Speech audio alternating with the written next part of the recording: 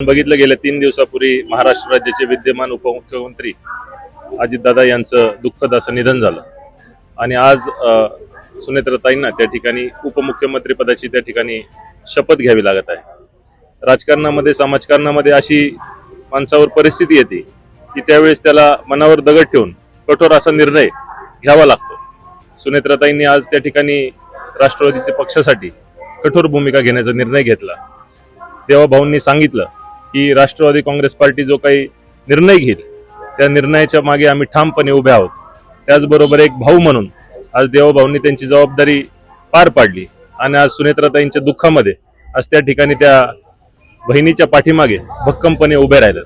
माझ्याही बाबतीत सांगायचं झालं तर गेल्या 15 दिवसापूर्वी माझ्या वडिलांचं दुःखद असं निधन झालं, परंतु मलाही असाच कठोर निर्णय घ्यावा लागला। 5 दिवसांमध्येच त्या ठिकाणी पक्षश्रेष्ठींचा आदेश आल्यानंतर उमेदवारीचा निर्णय मला माझ्या पत्नीसाठी घ्यावा लागला। सांगायचं तात्पर्य एवढंच आहे की सगळ्या गोष्टी माणसाच्या हातात नसतात। परिस्थिती आणि समाजाची अपेक्षा हे ध्यानात ठेवून आपल्याला निर्णय घ्यावे लागतात। मी देवाभाऊचे मनापासून आभार मानतो। या दुःखाच्या काळात आपण एक भावाचं कर्तव्य त्या ठिकाणी पार पाडलं आणि आज राष्ट्रवादी काँग्रेस पक्ष असेल, सुनेत्राताई असतील, यांच्या पाठीमागे उभे राहून त्यांना मदतीचा आणि आधाराचा हात दिलात, त्याबद्दल देवाभाऊंचे मनपूर्वक आभार। धन्यवाद। जय हिंद, जय महाराष्ट्र।